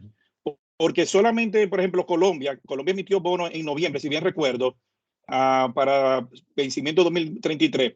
a 8%. Y estamos hablando de una economía BB más. O sea, para ponerlo en términos de la calificadora de riesgo. Panamá emitió un bono también en noviembre y está en 6.95, pero vámonos a años más recientes, al último mes, ahora en enero. México, que es una economía triple B negativo, es decir, que tiene grado de inversión, emitieron unos bonos para el 2028, estamos hablando 5.4 y el 2035, si bien recuerdo, 6.4 más o menos, lo que quiere decir que cualquier bono que emita Costa Rica hay que considerar ese costo financiero. Y esto es importante porque el dolor de cabeza ahora mismo de Costa Rica es el déficit financiero. Porque si genera superávit primario, pero hay un déficit financiero relativamente alto en ese sentido. Exacto. Y el otro punto que quiero recalcar también es en cuanto a lo que mencionó en la pregunta, que para darme pie a lo que yo llamo fatiga de reforma. Es que lamento decirle eso, yo he revisado todos los acuerdos de Fondo Monetario, además que yo trabajé con ellos, y está demostrado históricamente que las verdaderas reformas de un país bajo un acuerdo de Fondo Monetario, porque hay que entender algo, el acuerdo de Fondo Monetario es un acuerdo transitorio siempre, per se, para una economía, no puede ser permanente. Un país que tenga un acuerdo de Fondo Monetario permanente es una economía estancada prácticamente, hay que decirlo así. Entonces, hay que remitirse a la historia. Pero un acuerdo de Fondo Monetario, no importa si es de facilidad ampliada, stand-by o de reforma, los primeros 2 años, mejor dicho, los primeros 18 meses son las que deben hacerse las reformas más importantes. Si lo deja para después es muy difícil y tendrán que hacer otro acuerdo y las condiciones políticas van a ser diferentes. Entonces, ese es mi temor de que esa reforma llegue a un punto mejor dicho, esa fatiga de ajuste, llega a un punto que el próximo acuerdo de Fondo Monetario prácticamente sea de precaución y no tenga ningún tipo de reformas estructurales. Entonces eso va a provocar que la economía costarricense, y no quiero ofenderlo, pero va a ser la realidad, es que va a ser una economía con un crecimiento relativamente mediocre, con alto costo financiero, y como decía mi profesor Lano Haber, todos los déficits fiscales al final se va a estar aterrizando en el parqueo del Banco Central, o sea, por lo que es la dominancia fiscal. Por eso es importante de que más que la discusión de la regla fiscal, y no voy a entrar en eso porque no soy tico y respeto las consideraciones políticas de cada uno, pero yo creo que más la discusión de la regla fiscal, yo creo que hay que hablar más de las reformas estructurales que garantice que todas estas medidas exitosas transitorias se vuelvan permanentes. Ese es el punto que me gustaría resaltar. Gracias, Edmundo. Tenemos 4 personas en la cola para hacer sus preguntas. Entonces les pediría a los que están levantando su mano, por favor, que nos hagan las preguntas, que empezando por Juan Carlos, señor Juan Carlos Pérez, pero que por favor sean breves en la consulta para poder aprovechar al máximo el tiempo de nuestros panelistas. Don Juan Carlos, adelante. Muchas gracias, don José Luis. ¿Me escucha? Sí. Ok, muchas gracias. Felicitaciones por la actividad, una actividad de muy alto nivel. Escuchar a los especialistas de las calificadoras de riesgo sobre cómo ven a Costa Rica y con sus observaciones tan acertadas, pues realmente es un lujo. Fuera de ello, pues en realidad me parece que lo que ustedes están planeando es un tema de sostenibilidad financiera. Si bien han hecho, ¿cómo se llama?, valoraciones muy profundas, muy detalladas sobre el desempeño de las finanzas públicas y su comportamiento a raíz de la reforma fiscal, la ley de equilibrio público y, en fin, pues todo lo que han analizado, pues queda en el tapete. Y creo que aquí tiene que ver algo con que el mundo y de alguna forma RISA plantearon. El mundo le da el nombre de reformas estructurales, pero uno lo podría plantear en términos del gobierno. No estoy hablando del término del gobierno en un concepto de un proceso de periodo de ejercicio, sino el gobierno como expresión organizacional del Estado, en términos de que aquí pues estamos frente a lo que dice el mundo.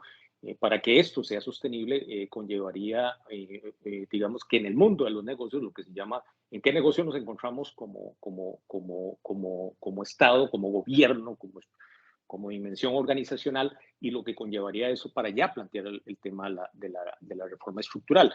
Y por otro lado, pues, si bien Lisa sostiene que Costa Rica y sus observaciones giran sobre las fortalezas institucional del país, pues ve un punto negro en el tema del exceso de frenos y contrapesos, pues prácticamente esto es lo que le ha permitido una especie de equilibrio en medio de la incertidumbre política que tiende a afectar en mayor medida, o en muchos casos, no solo el tema del desempeño fiscal, pues las evaluaciones que hacen. Y creo que aquí nos planteamos, y me gustaría escucharlos a ustedes sobre esto, porque el tema de la sostenibilidad fiscal, el tema de la sostenibilidad de finanzas públicas y el desempeño del país pasa por lo que el mundo llama reforma estructural, que yo le pondría como un tema de gestión en el tema, en tema del aparato de gobierno. Disculpe que me hayan extendido para dejar muy clara la posición. Felicitaciones. Muchas gracias, don Juan Carlos.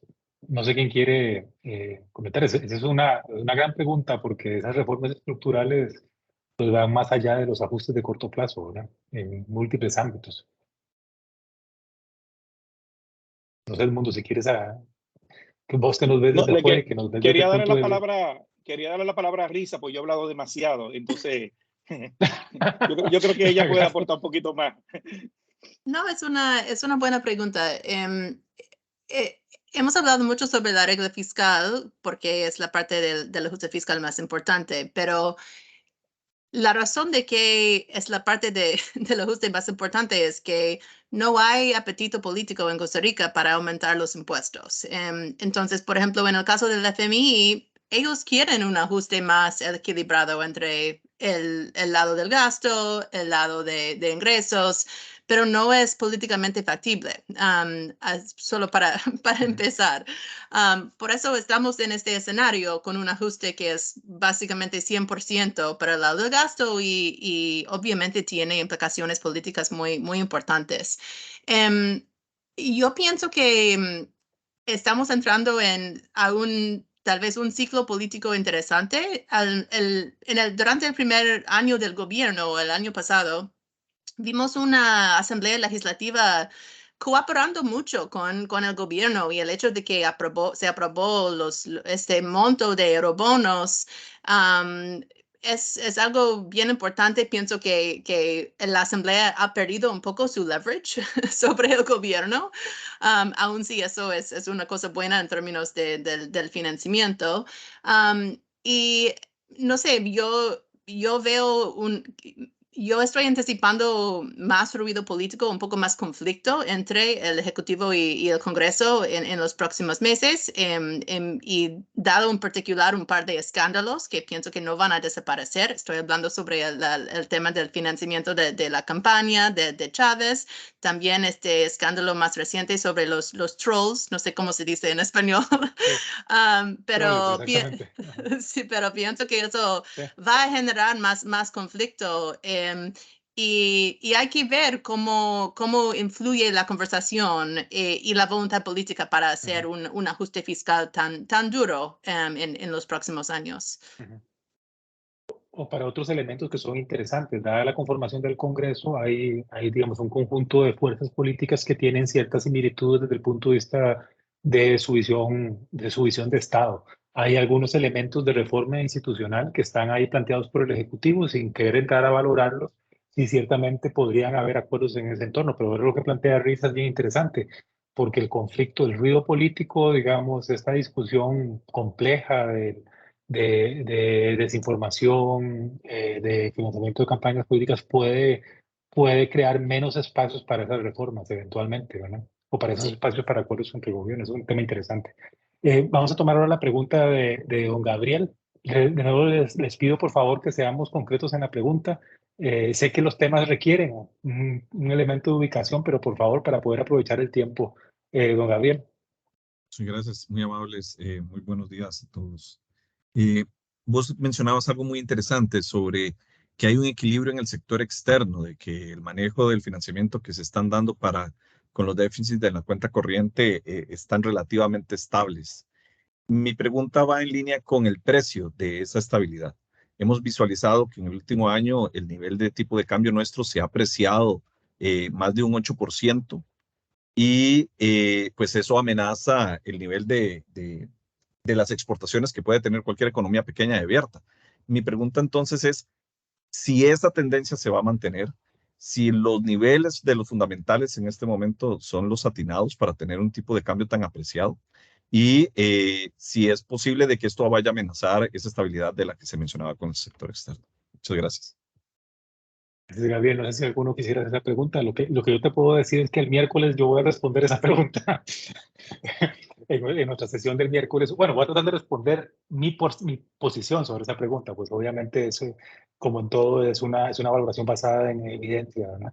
No sé si alguno quisiera hablar sobre el tema este de la apreciación cambiaria. Es un tema muy bien complejo porque los países que tienen regímenes cambiarios flexibles, pues las fuerzas de oferta y demanda tienen un impacto sobre el tipo de cambio a corto plazo. Yo creo que un poco ahí la clave es si esa apreciación responde a una mejora estructural o si es un fenómeno que tiene que ver con tasas de interés y con financiación de déficit fiscal, por ejemplo. Pero no sé si alguno quisiera hacer algún comentario sobre la pregunta de Gabriel. Bueno, me remito de que en la próxima conferencia tuya, ahí va a estar la respuesta. Lo único que yo puedo decir es, de punto de vista de América Latina, hay una apreciación generalizada de las monedas de manera coyuntural. O sea, sacando a Argentina y unos que otros países, la mayoría han tenido apreciación de su moneda, por lo menos con respecto al cierre del 2022. Inclusive economía como México, Brasil, Colombia, que tuvo una gran depreciación de su moneda. Creo que se explica un poco por la depreciación del dólar a nivel internacional en el corto plazo coyuntural, por esto de las expectativas de la tasa de interés, el aumento de la inflación. Pero yo creo que es natural lo que se está viendo ahora mismo en América Latina por la diferencia de tasa también. Hay que decir que América Latina movió las tasas muy rápidamente. Inclusive Costa Rica lo hizo tarde, pero muy violentamente, muy rápidamente. Entonces, esos efectos toman tiempo, tienen sus rezagos y toman tiempo en ser asimilado en la sociedad y en la economía, en los agentes económicos. Estamos hablando de una tasa de 9% versus Estados Unidos 4,5%. Si la piensa subir ahora 4,75 o si termina 5,25, la diferencia son 300, 400 puntos base. Eso explica un poco. Si hablamos de un escenario de menor inflación, entonces estamos hablando de que las tasas de interés reales son positivas en Costa Rica. Ahí viene el análisis. Pero yo creo que no, más allá de la cuenta externa, no veo ningún peligro. Y si se da eso, hay que entender por otro lado es que si bien va a haber una apreciación de la moneda, pero también va a haber menor crecimiento y eso hace que las importaciones sean menores. Y eso va a balancear. Aparte de eso, sacando el petróleo, que creo que se va a mantener por la apertura de China, creo que va a estar moviéndose los precios de commodities hacia la baja y eso va a estar dándole holgura a la cuenta externa de Costa Rica. Pero no veo ningún temor en ese sentido. Más allá de, yo creo que el tema número uno para todos los fundamentos es el ancla fiscal, y hay que decirlo. Eso es lo que va a determinar todo el movimiento de los precios, la tasa de interés, de la política monetaria, todo el ancla fiscal. Y no quiero ser tan repetitivo, pero es mi mantra con Costa Rica, el ancla fiscal. Cuando un país toma 10 años en hacer el ajuste, a veces hay que insistir en el tema fiscal. Buen punto, porque siempre lo hemos dicho y lo he dicho en otra conferencia, mientras más postergan los ajustes, son más costosos en la medida. Vamos a tomar la pregunta de don Miguel Gutiérrez. Don Miguel.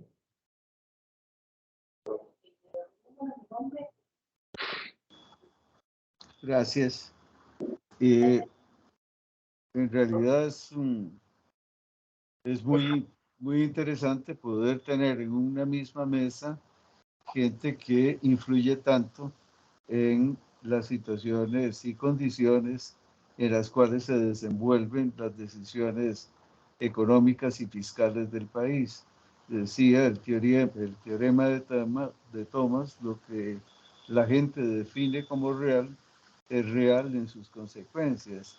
Y yo agregaba especialmente si esa gente son organismos financieros internacionales y calificadoras de riesgo. Así es que es un privilegio estar con ustedes. Pienso que el rezago con el cual Costa Rica va adoptando sus decisiones tiene consecuencias más graves que el solo rezago. Por ejemplo, las condiciones de diseño de la regla fiscal era para establecer un aterrizaje suave en la economía costarricense. Ni más ni menos que se nos cruza la pandemia, se nos cruza un incremento sostenido en los precios, una inflación que no es propia de acá, sino que es inducida, y un crecimiento de tasas de interés. Así es que aquel aterrizaje suave está realmente muy movido. Cada vez veo menos opciones para el país.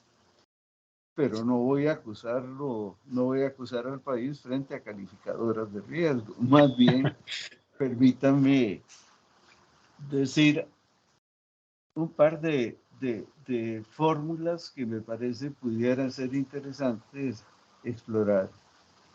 La primera es, ¿puede el impuesto mínimo internacional sobre la renta a las grandes corporaciones introducir un cambio importante en algunos países con importante inversión extranjera directa, como Costa Rica? Don Edmundo nos planteaba que somos muy exitosos en generar divisas, pero somos muy poco exitosos, lo contrario, somos un fracaso completo en cobrarle a esos generadores de divisas impuestos. No hay forma de cobrarse. Entonces tenemos la economía más pujante, esa economía que llamó Edmundo dual, la más pujante está exenta. ¿Cómo se arregla el problema nuestro? Cobrándole más impuestos a los que ya pagan impuestos. No. De ahí la enorme reticencia que hay. O subiendo los costos laborales. También es un camino bastante cerrado. Esa fue la fórmula que encontraron nuestros políticos en los 70s para vencer esa resistencia al incremento de ingresos fiscales. Dar la vueltita y cobrar sobre salarios a las empresas. Y ya llegamos a un punto en donde también hay una gran, enorme resistencia a eso. Entonces, la primera pregunta es, ¿puede el impuesto mínimo internacional sobre la renta variar estas condiciones? Y una segunda pregunta, para que a risa le dé risa, sería, ¿podría pensarse un nuevo plan Brady? Licuar la deuda externa, ya que la inflación es inducida, no es propia. No deberíamos licuar la deuda, no más bien encarecerla. Lo dices para países como los centroamericanos, como Costa Rica. Por ejemplo, porque por ahí podrían dar las fórmulas para nosotros. En fin, muchas gracias. No sé si quieren alguno apuntar, no sé si Risa, un poco sobre el tema de la discusión del impuesto mínimo global. Es una discusión más de economías avanzadas, ¿verdad? En el entorno de la OECD, pero en nuestros países, por ejemplo, los centroamericanos y mexicanos, pues como perceptores de inversión extranjera directa puede ser un tema interesante, ¿no?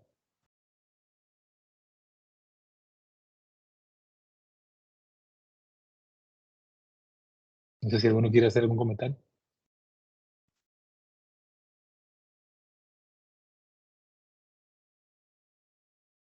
Yo no tengo mucho que agregar a este tema del impuesto mínimo.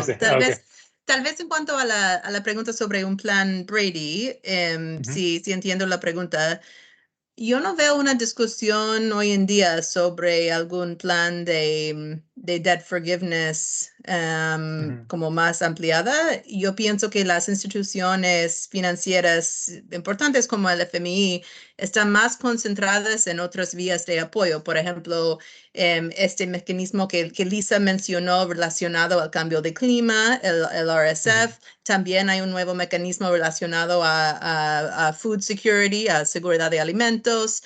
Entonces, pienso que el enfoque de instituciones globales hoy en día es en cómo pueden ayudar a países en enfrentar estos problemas como más coyunturales o específicos que algo enfocado en el tema de la deuda. Eso es mi impresión. No sé si... Sí, Y el tema, digamos, de perdón de deuda, si se ha mencionado más en países de mucho más bajo ingreso, ¿verdad? Más como para las economías del Exacto. subsahara. Estaba, Sí, perdón. sí. Lisa, adelante.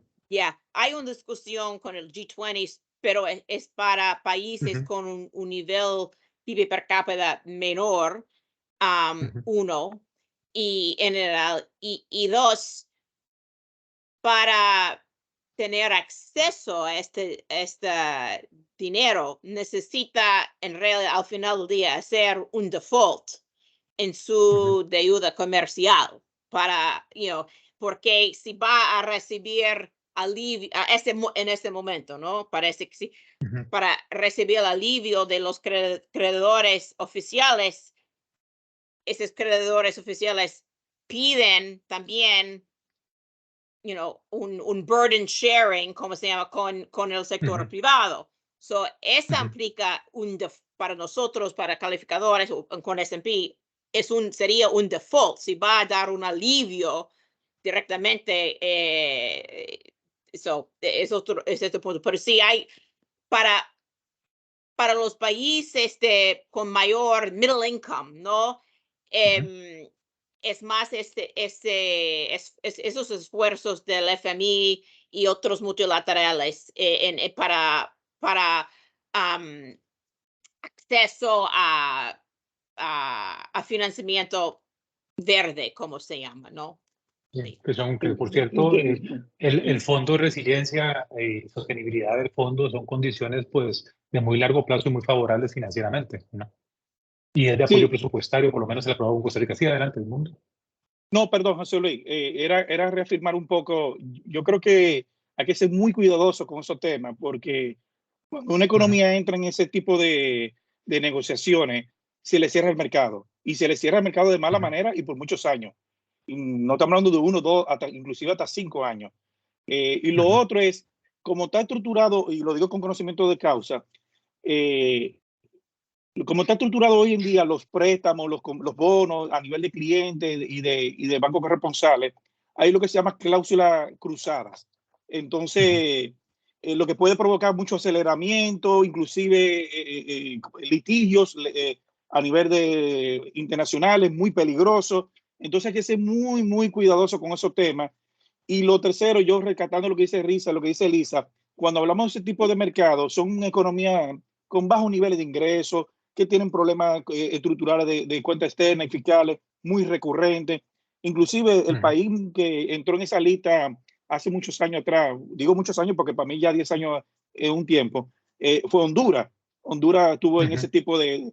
Y entonces Nicaragua. prácticamente, y bueno, Nicaragua ni hablar, o sea, pero ya Nicaragua, lo que yo quiero decir es que yo creo que lo que Costa Rica puede hacer es lo que dice Elisa y Carlos, y lo que ha dicho Risa también, es aprovechar todos estos financiamientos multilaterales como mecanismo de transición, sustituyendo las deudas caras y tratarse de integrarse en el mercado internacional de forma lo más cercano a ganándose los costos financieros menores en un mercado transparente, hay que decirlo. Otro escenario, yo creo que sería un suicidio económico para Costa Rica. Y más una economía muy integrada internacionalmente en punto de vista de sus exportaciones y las relaciones bancarias con otras economías.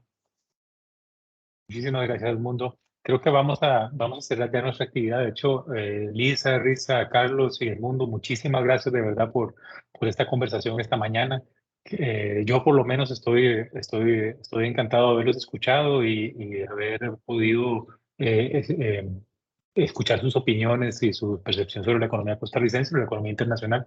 Ojalá que lo podamos repetir en algún momento en el futuro. De nuevo, muchísimas gracias a los que nos escuchan. Les recuerdo que la grabación de esta sesión la van a poder tener disponible probablemente en horas de la tarde y que espero que nos acompañen en próximas actividades. De nuevo, muchísimas gracias a todos ustedes y a todos los que nos escuchan. Espero que pasen un buen día y un feliz fin de semana. Así que muchas gracias y hasta luego. Muchas gracias a ustedes. Gracias. Muchas gracias. Hasta luego. Hasta luego. Chao. Hasta luego. Pura vida.